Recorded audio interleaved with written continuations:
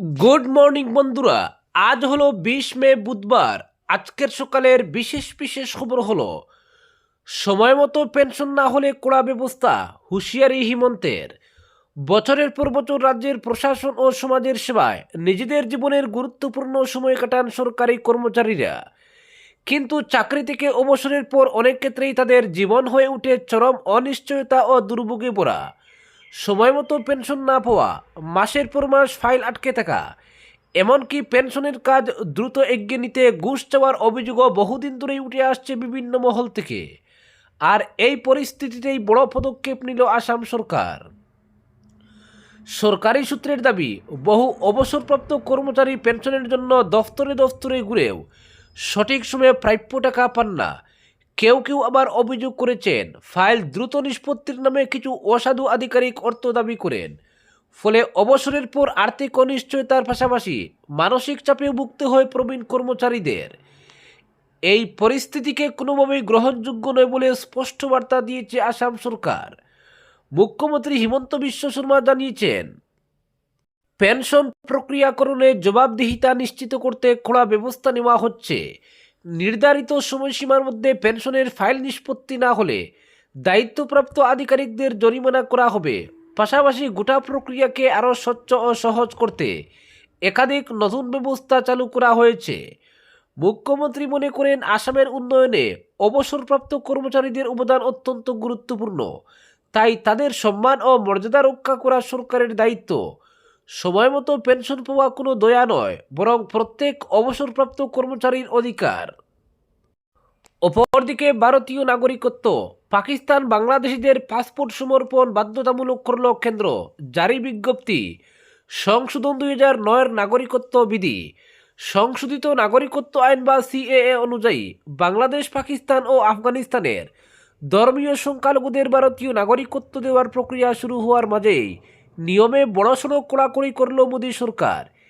এবার থেকে এই 3 প্রতিবেশী দেশ থেকে এসে যারা ভারতের নাগরিকত্বের জন্য আবেদন করবেন, তাদের নিজেদের দেশের পাসপোর্টের পুঙ্খানুপুঙ্খ তথ্য সরকারকে জানানো বাধ্যতামূলক করা হয়েছে।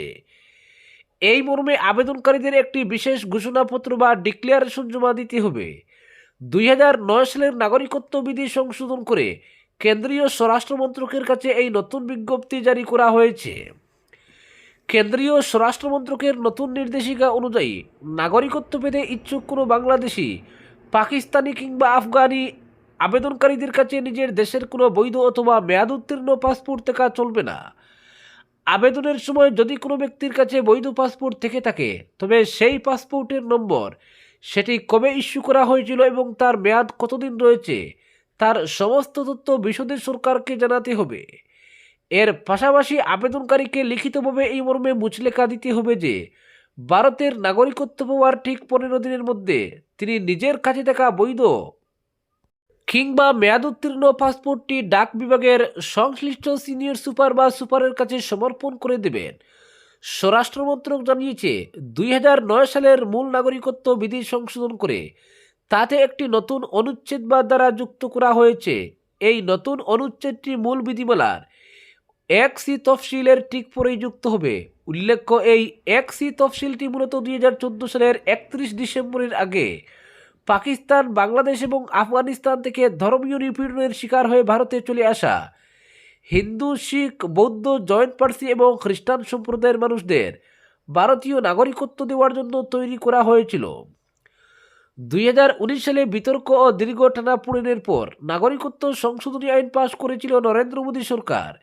এই আইনের মূল লক্ষ্যই ছিল 2014 সালের 31 ডিসেম্বরের আগে প্রতিবেশী 3 রাষ্ট্র থেকে এদেশে চলে আসা নথিপত্রহীন অমুসলিম শরণার্থীদের নাগরিকত্ব পাওয়ার পথ মসৃণ করা। এবার সেই আইনি প্রক্রিয়াকে আরও নিখুঁত ও সুরক্ষিত করতে 2009 সালের নাগরিকত্ব বিধিতে এই নতুন পাসপোর্টের নিয়ম যুক্ত করল কেন্দ্রীয় স্বরাষ্ট্র মন্ত্রক। এর ফলে দ্বৈত নাগরিকত্ব বা পাসপোর্টের অপব্যবহার সম্পূর্ণ রোকা সম্ভব হবে বলে মনে করছেন কূটনৈতিক বিশেষজ্ঞরা। অপরদিকে পুষ্পা নতশির, ফলতায় নির্বাচনী লড়াই থেকে সরে দাঁড়ালেন জাহাঙ্গীর। পুনর্নির্বাচনের দুদিন আগে প্রার্থীর সিদ্ধান্তে দ্বিধাবিভক্ত তৃণমূল। ফলতায় পুনর্নির্বাচনের দুদিন আগে নাটকীয় মোড় নিল রাজনীতি। তৃণমূল কংগ্রেসের প্রার্থী ও এলাকার প্রভাবশালী নেতা জাহাঙ্গীর খান মঙ্গলবার নির্বাচনী লড়াই থেকে সরে দাঁড়ানোর কথা ঘোষণা করলেন। যদিও নির্বাচন কমিশনের নিয়ম অনুযায়ী মনোনয়ন প্রত্যাহারের সময়সীমা ইতিমধ্যেই শেষ হয়ে গেছে, তবুও জাহাঙ্গীর প্রকাশ্যে জানিয়েছেন যে তিনি আর লড়াইয়ে নেই। ফলতায় পুনর্নির্বাচনের ঠিক আগে জাহাঙ্গীরের এই আকস্মিক নির্বাচনী ময়দান ছেড়ে পলায়ন বিরোধী দলগুলির অন্তরেও এক বড়সড় ধাক্কা ও বিস্ময় তৈরি করেছে। ফলতায় আগামীকাল 21 মে পুনর্নির্বাচন অনুষ্ঠিত হবে।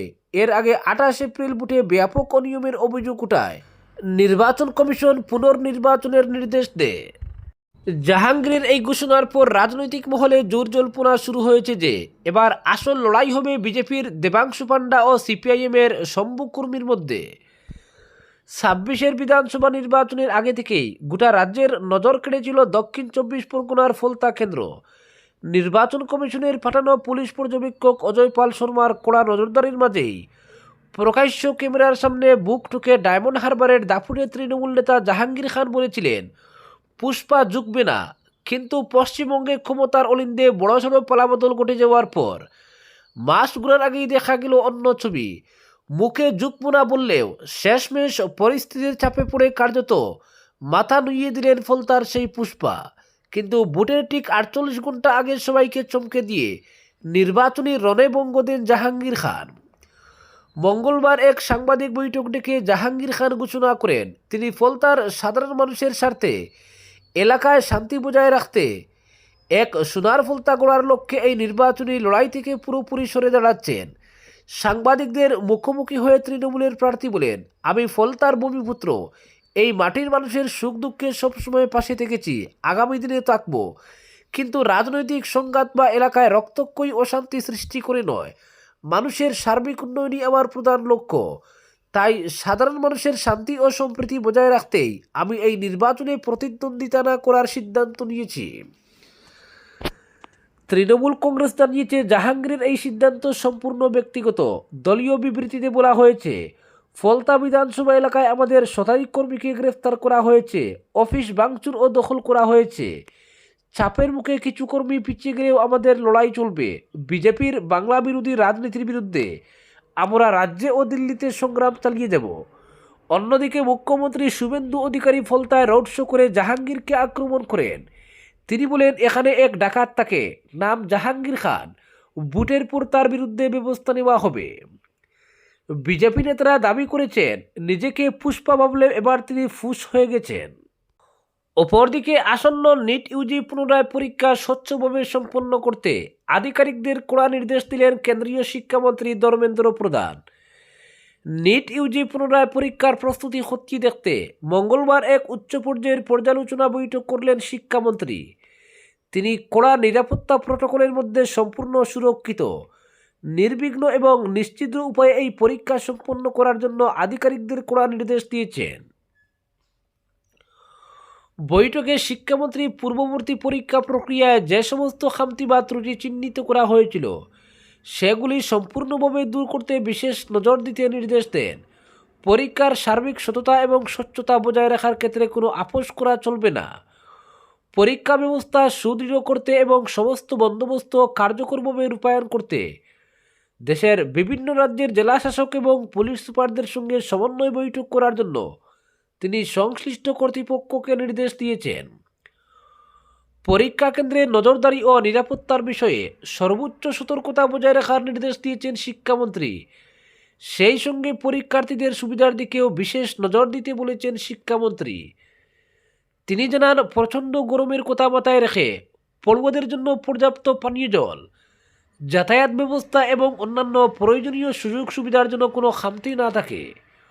উল্লেখ্য, গত 3 মে দেশ জুড়ে অনুষ্ঠিত হওয়া ন্যাশনাল এলিজিবিলিটি কাম এন্ট্রান্স টেস্ট অর্থাৎ আন্ডার গ্র্যাজুয়েট বা নিট ইউজি পরীক্ষায় বেশ কিছু অনিয়মের অভিযোগ ওঠার পর ন্যাশনাল টেস্টিং এজেন্সি সেই পরীক্ষা বাতিল করে দেয়। এরপরই শিক্ষামন্ত্রী ধর্মেন্দ্র প্রধান ঘোষণা করেছিলেন যে আগামী 21 জুন এই নিট ইউজি পুনরায় পরীক্ষা নেওয়া হবে। একই সঙ্গে তিনি স্পষ্ট জানিয়ে দিয়েছেন যে এই ধরনের অনিয়ম রুখতে আগামী বছর থেকে এই ডাক্তারি প্রবেশিকা পরীক্ষা সম্পূর্ণ কম্পিউটার ভিত্তিক করা হবে।